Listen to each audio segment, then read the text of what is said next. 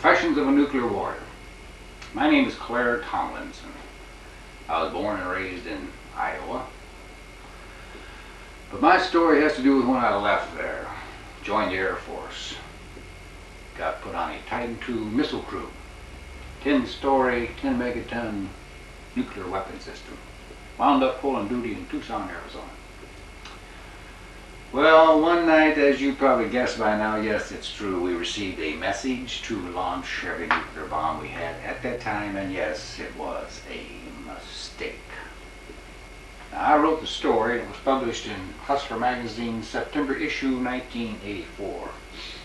Excuse me. And now I'm going to read to you that story. Late last year, columnist Jack Anderson made headlines by charging that a 10-megaton thermonuclear warhead had almost been launched by mistake during a test at a Titan base in Kansas. The Air Force predictably responded by denying the allegations as completely false. 5 months later, however, former CIA Director William Colby admitted that the Pentagon has in fact received false alarms of nuclear attack from our highly computerized warning systems more than 100 times. 100 times false attacks. You ever hear the story of Cry Wolf? Details remain cloaked in secrecy, but Hustler has obtained absolute confirmation of just such a near catastrophe, an authentic first-person account of exactly how, where, and when it happened. Claire Tomlinson. The author of this article was not only a witness, but also participated in this incredibly true-life drama. It took place one night in October of '65 when he was serving as Air Force Crewman First Class with the 571st Strategic Missile Squadron at one of the 18 top-secret missile sites near Tucson, Arizona. Haunted ever since by deeply disturbing memories of that fateful night, Tomlinson drifted from job to job, lost his wife, home, and all of his savings, and decided after years of soul-searching to break security by telling this harrowing true tale for the first time exclusively in these pages. Well, let's get to the story. It was 3 a.m., as I best remember. Dead morning. We were on alert at one of the Titan II missile sites scattered out in the desert around Tucson, Arizona. 571-2 to be exact in my case, just west of Benson, up the hill around the curve off the left, yeah. Those of you who saw it, yeah, that was it. Down on level 2 of the launch control center, we were babysitting the bomb, a 10-megaton thermonuclear warhead mounted on top of a 10-story ICBM Titan II missile. Each 4-man crew, there were 4 of us, the commander, the deputy, the BMET, and the MFT. I was the MFT, bottom of the totem pole, bottom of the rank. Yes, I did all the work.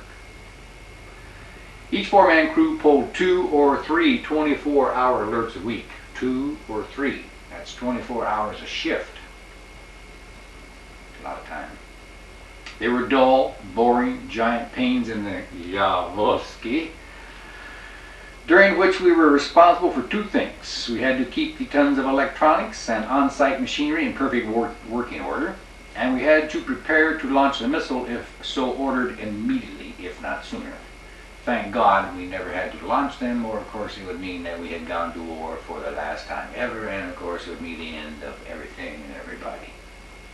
I was monitoring the missile support system guidance, fuel, electronics, air conditioning, hydraulics, pneumatics, fire, and toxic vapor indicators, all displayed on dozens of panels, lights, and dials mounted all over the control center. Monitor, monitor, monitor. Watch, watch, watch. Be alert, be alert, be alert. It can happen any second. Constantly watching. Level 2 was called the no-loan zone, because it was the brain of the weapon system and the location of the launch button.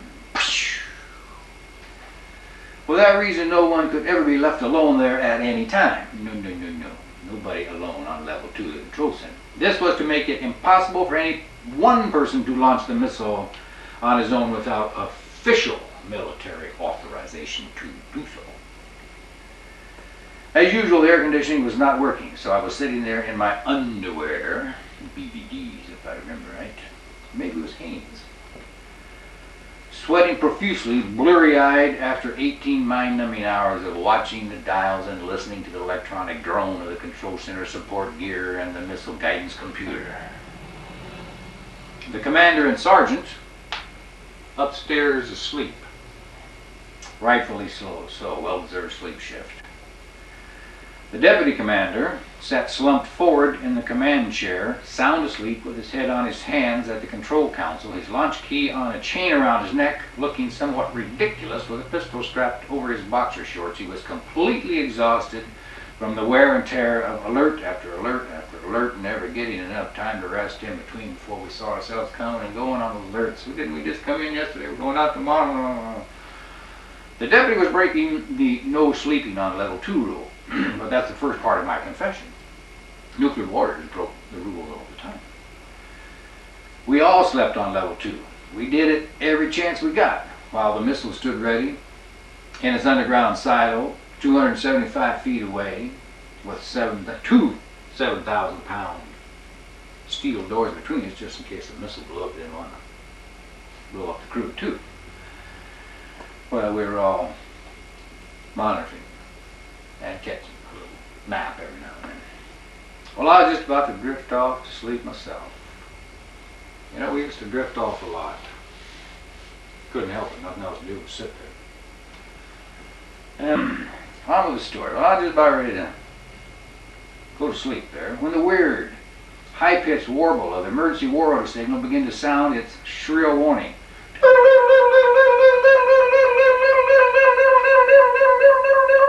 Drives you nuts? It went off.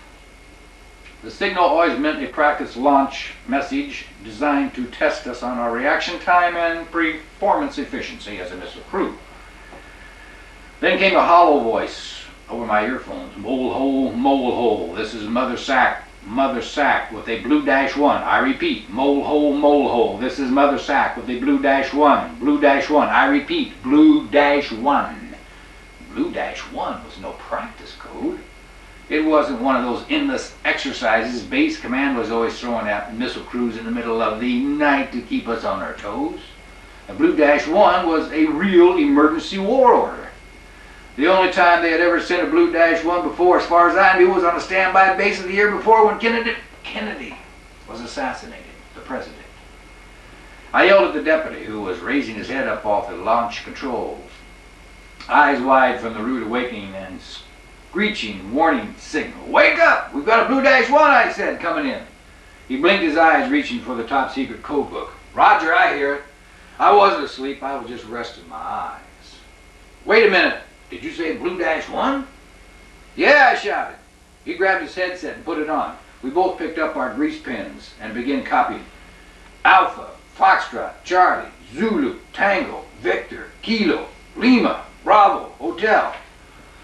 All missile crews acknowledge receipt of message on my count of 3. 1, 2, 3. I reached up and pressed the transparent plastic acknowledge button that sent an instant signal back to SAC headquarters in Omaha. After decoding and authenticating, the deputy and I exchanged codebooks to cross-check each other's work. We had been through this procedure 1,000 times. Find the blue code word identification. Turn to the page indicated in the code book. Read down the list of numbers and then turn to that page for the message. To our horror, there was no mistake. Jesus, I muttered, my head beginning to pound. This is a DEFCON 2. This meant we were just one step away from launching the missile. I stared at the deputy in disbelief. He stared back. Then with trembling hands, he took a deep breath and said very quietly, I'm officially informing you that I'm going to the launch checklist now. Prepare to follow along. MFT. Because we had been told over and over that the Titan II was a deterrent weapon system, we believed that no authenticated launch standby order would ever be sent to missile sites except in the real thing. In other words, no duty crew could ever receive, decode, and authenticate a launch standby order unless a nuclear attack had already been initiated against the United States. We'll hit you, but you got to hit us first. Deterrent attitude. With his finger following along each word in the checklist, the deputy began to read aloud from the emergency war order like a trained robot. Step 1. Sound the klaxon and topside siren. His fingers automatically lifted from the checklist to the klaxon button on the launch control console and pushed it. Klaxon activated, he said, as the overhead warning blast began piercing my one ear that wasn't covered by my headset. And let me tell you, this klaxon could blow you out of the control center. It was so loud. Check, I said loudly, doing what I'd been trained to do over and over in practice launch after practice launch after practice launch. As the deputy read, I followed each word in the checklist and watched every move he made to make sure there wasn't a single mistake made. Never were we to deviate one iota from the checklist. His finger went back to the checklist. Step 2, he continued. Clear all personnel topside from the missile site. The deputy's voice cracked as he announced over the PA system. Attention all personnel topside. Attention all personnel topside. This is the control center. Evacuate the site immediately to a radius of 10 miles. I repeat, evacuate the site immediately to a radius of 10 miles. Check, I responded, feeling foolish. Since the site was miles out in the Arizona desert at supposedly a classified location, nobody was topside except some roadrunners and coyotes. But regulations were regulations. We did make the announcement. The deputy then switched back to our intercom headsets and put his finger on the checklist again. Step 3, he announced. Assemble crew to launch control stations. Check, I said in a shaky voice as the deputy switched the sound system back to the loudspeakers. Emergency, emergency, commander, level 2, immediately. I repeat, level 2, immediately. The gravity of what was taking place was beginning to sink in. I had been through endless calls to arms many times before in practice drills, in crew evaluation checks, in operational readiness inspections by the gods of the Strategic Air Command themselves. But they were always dry runs. We never really believed it was anything but a game. Nobody in his right mind would ever launch one of those 10-story doodahs. Yet it looked as if this one was actually about to happen. The nightmare that had haunted us all seemed to be coming true. We were going to launch. I heard the pounding of the commander's feet as he came bounding down the stairs, 2 at a time. Now mind you, he just got out of bed. He was dead asleep. The klaxon went off. It's right above the bed. Like I say, it'll blow you right out of bed. He comes bounding down the stairs. He's got his launch key on a chain around his neck. He's got his ID tags around his neck on a chain. He's got his belt, his holster, his .38 stub-nose pistol stuck in his side, and he's got his BDDs on. That's all. And he comes running down to the command council. He sits down and he's ready to blow millions of people away now in his BDDs. Yeah. Like the dedicated soldier he was, he headed right for the command chair to assume full charge of the situation. What's going on? He yelled over the klaxon. What the hell happened? The deputy was standing at the launch control console with his finger on the next step of the checklist. We got a blue -1, and we're on step 4 of the checklist, he yelled. Shut that son of a bitch off, shouted the commander, sitting down in his chair. He reached up, put his headset on, and turned the klaxon off himself. The noise level dropped to the normal drone, but silence had only intensified the tension. Standing at my duty station in front of the council, I watched as the deputy gratefully turned command over to the groggy commander as he sat down in his own chair. We were now all at our launch crew positions, except for the sergeant who still hadn't even come down the stairs yet. Without waiting another moment, the commander began to issue orders over the headset. Crew, check in. Commander here. Deputy here, the deputy commander replied. MFT here, I replied. The commander then informed us officially that he had just received a valid blue -1 and were at step 4 on the launch checklist, at which point he said he was taking over. Deputy followed me along in the checklist. MFT, you monitor. Roger, Commander, we both responded. Step 4, brake seal on launch enable button, the commander said, as I watched him reach into his console drawer for wire cutters to cut the launch seal. I saw madness in his eyes and realized we were going through with this. We were really going to open Pandora's box. Panic began to surge through my body as I stood there shaking at what I was witnessing. This can't be happening. Stop. The inside of me was screaming, stop! I wanted to jump over the console and grab the cutters away from the commander as if I were disarming a lunatic with a gun. But I knew I'd only be shot by the deputy. This has got to be a mistake. I wanted to yell. Everything was fine when we come on alert. What in the name of God's gone wrong in the world the last 18 hours that would cause this? Then it happened. Just as the commander began to cut the seal on the launch enable button, a historical voice broke out over the emergency war order system. All missile crews disregard that last message, the voice screamed. It's a mistake. Do you hear me? The message began to repeat, but in the middle of the transmission the sound went dead. The whole crew just sat there in disbelief. What the hell was that? Who was that? Well, in no time was the emergency war order network ever to be used for verbal orders. Never, never. Nothing but top secret codes came in over the system.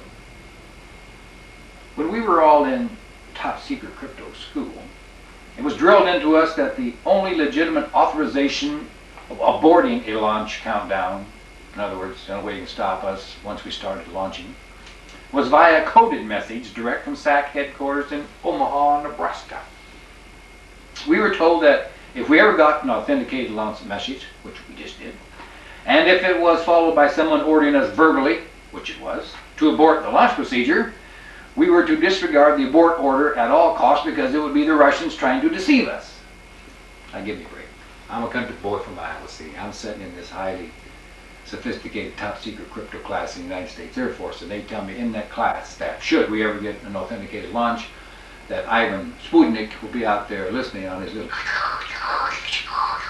radio, and he'll intercept this and he'll tell us, don't do it, see? And give me a break. The Russians aren't going to listen to this garbage. They got more to do than listen to all this squawking going on between these missile sites. Evidently I was wrong. Evidently they knew what they were talking about. Because I had just heard with my own ears the first outside proof that something horrible had happened between the superpowers. Against all reason, I truly believed I had just heard a Russian voice impersonating an American officer. It was really happening. We were going to have to press the button.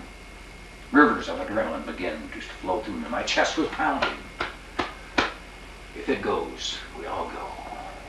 I had a vision of the next half hour. Boom! There goes Jefferson, Iowa. My parents never knew I hit them. Boom! I saw an American passenger ship going down in the ocean, torpedoed by Russian subs. Boom! Boom! Boom! There goes SAC headquarters in Omaha. Boom! Boom! By the time the booms stopped going off, there would be nothing left. Everything would be gone. My thoughts were interrupted when I saw the commander waving his arms and shaking his head. No, with the deputy indicating that he should disregard the verbal Russian order. Clearly, he was convinced, as I, that the final countdown had just begun. Crew, we will be proceeding with the launch procedure, he announced coldly. I'm cutting the launch enable seal. Just as his trembling hands reached out to sever the wire seal, the emergency warning warble sounded again. What's going on? We all froze in terror. This was it. This would be a Red-1, the launch order. We're going to launch it. This is the message. What are we going to do?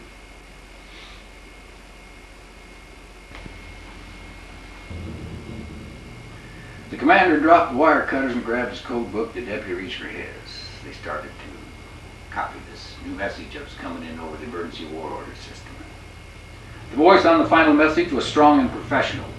Mole hole, mole hole. This is Mother Sack. Mother Sack, prepare to copy a green-5. This code was a new one on me, and from the reactions of the commander and deputy, they seemed just as confused as I was. Green-5? We're expecting the world to end with a Red-1. No, green-5. Huh? I'd have to get the book out and look that one up. Holding my breath, I watched as they copied, decoded, and authenticated. Had the Russians taken over SAC and broken our codes? Were they stopping our launch? Or was this a legitimate Air Force screw-up? Who the hell was in command? As these questions tumbled through my mind, the commander began speaking over our headsets. Crew, we have just received a valid Green-5, and I'm going through that checklist. Step 1 of the Green-5 checklist states, missile sites return to Ready Green. Ready Green simply meant that we just quietly go back to where we were before all this happened. Green-5 had been a stand-down order. The crisis was over. Or was it? We were all too stunned to speak. What the hell is going on here? Procedures are being broken. This is nuclear weapon system. It's gone nuts. What the hell just happened? Asked the commander finally. The deputy and I could only shrug our shoulders. Better call base command, deputy. See what's going on. At this time, the sergeant came sashaying down the stairs with fresh coffee. Didn't seem to have a care in the world. He looked as if he just shit, showered, shaved, and shampooed. With a big grin on his face, he set the pot down on the crew table and said, I just woke up. What's going on? We don't know, the commander answered. The deputy's trying to find out now. A moment later, the deputy finished his call. Seems command post doesn't know any more than we do. They got the same message we did from SAC. They said they're checking now to find out what happened, and we'll get back to us as soon as they can. Coffee, anyone? The sergeant asked. The phones began to ring off the wall. It was the other crew members from the other missile sites who had just gone through the same thing. Did you copy that Blue-1? What the hell was that all about? The speculations began to fly. We sat on the edge of our chairs watching every little light on our control console, expecting something horrible might yet happen. We were nuclear warriors on duty, and we had just been asked to launch this missile, and now all of a sudden everything's back to Ready Green like it just... Yeah. Nuclear warriors. That was me. Hours went by. The relief crew finally showed up, and they didn't have any answers either. In fact, it was the first they had heard something had gone wrong. There was no word during the top secret briefing that they had just come from before relieving us. No word from anyone. Hours after the accident happened. Incident. Nothing. Still sitting there. I have no idea what's going on. The only thing we knew for sure was that something had gone wrong, very wrong, at SAC headquarters, Omaha, Nebraska. 2 days later, at our regular briefing, as we were going back out to duty now, we'd been relieved and had a day's rest. All crews that had been on alert that night of the incident were given the official versions of what had happened. Official Air Force version. Now we get the word as to what the hell happened. It wasn't a computer error or equipment foul. No. It was worse. It was human error. Yes, there's a story here.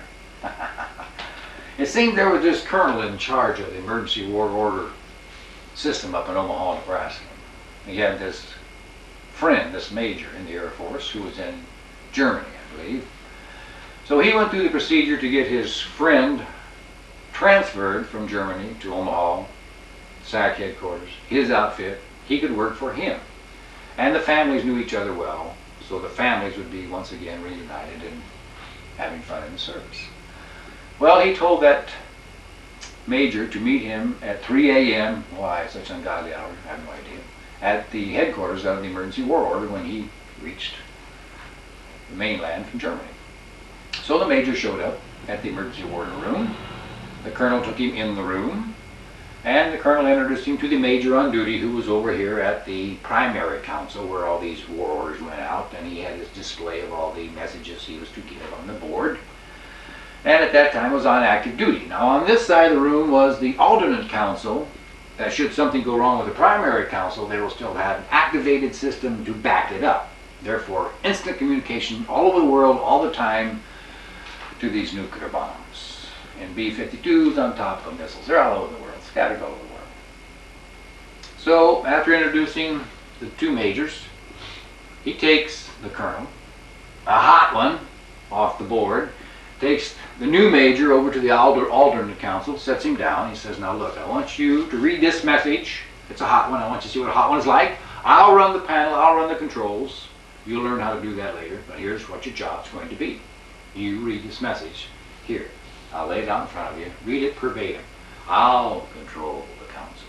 So the colonel, a little rusty on his procedures, pushed the button on the council alternate, and the major proceeded to read the message. Well, what the colonel didn't know is that he, at that time, he made the mistake of pushing the wrong button, and he made the alternate council the primary council. He made the primary council the alternate council, and when the major read the blue -1, it went out to the entire nuclear arsenal that the United States Air Force had at that time all over the world.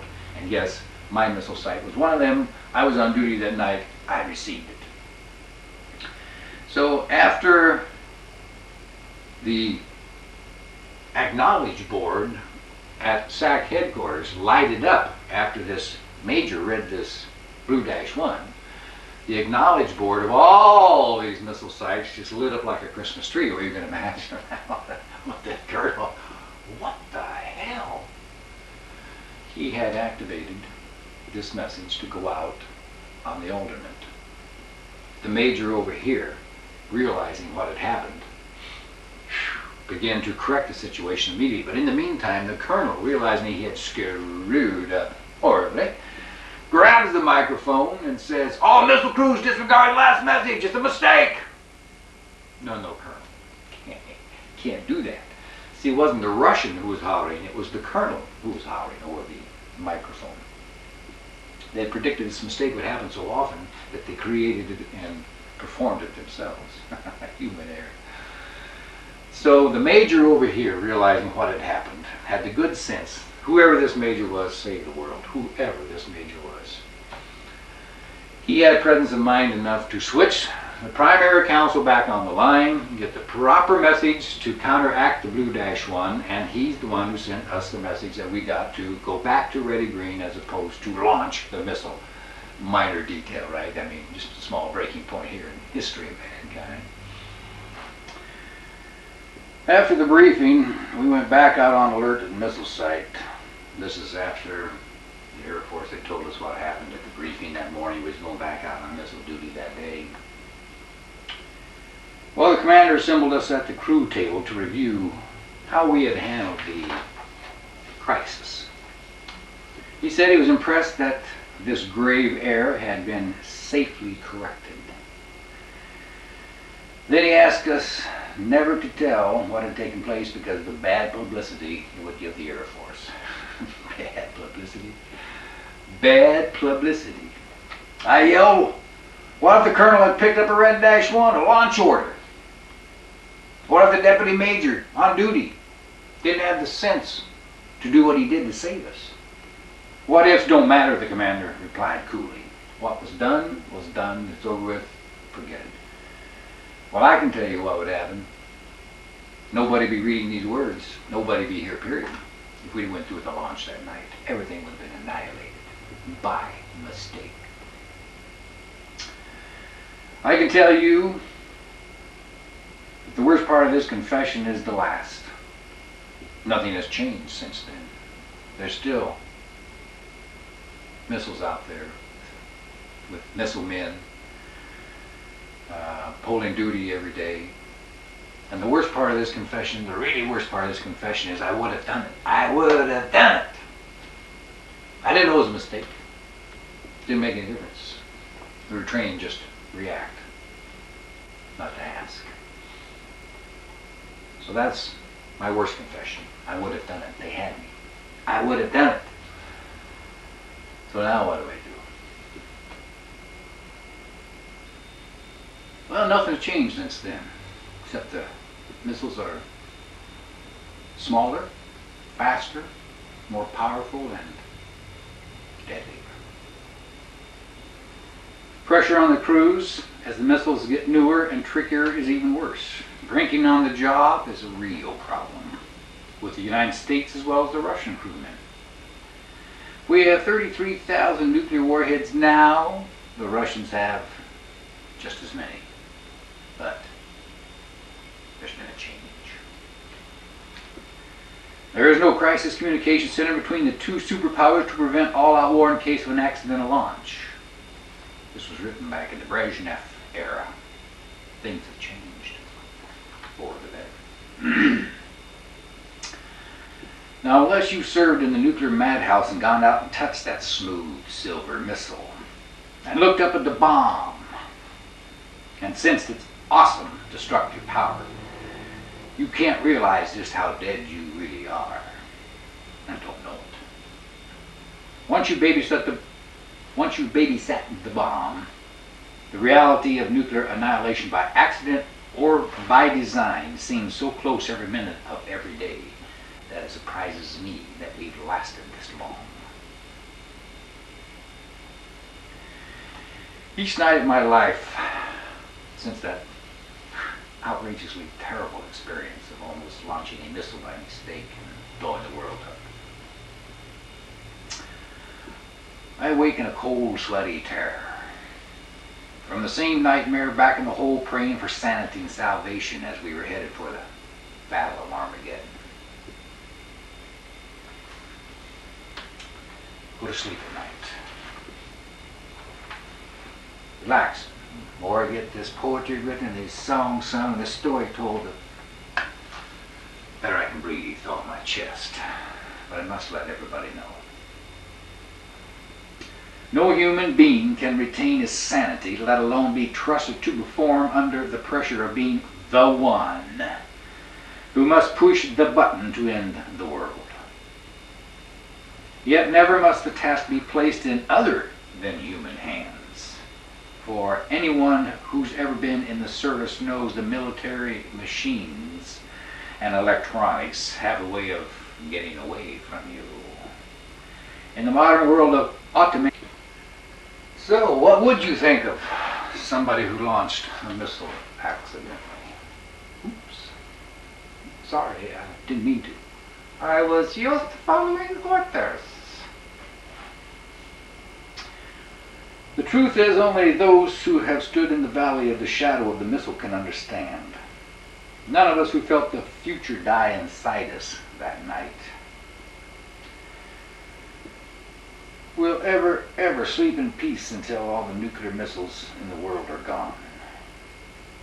Rather ambitious dream. This is our secret dream. But to come true, it will have to be everyone's dream.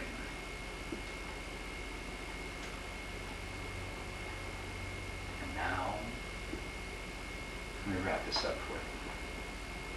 Farm boy from Iowa goes to the Air Force, gets into missiles, gets on a launch crew, gets involved in a message to launch valid in the middle of the night, starts into the launch checklist as trained to do so,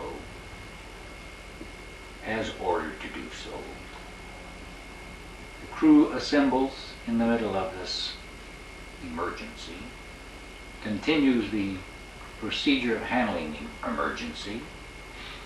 When we get interrupted by another emergency, which is the colonel screaming at us not to launch, and then we get another emergency, a message that stopped this madness and returned us back to sanity. And then we were told what happened. Colonel had his friend in, made a mistake with the button, pushed the wrong one, almost triggered every nuclear warhead the Air Force had at that time. And then I was briefed by my superiors that I should not ever remember this or even acknowledge that it happened. No. Everybody has a right to know what happened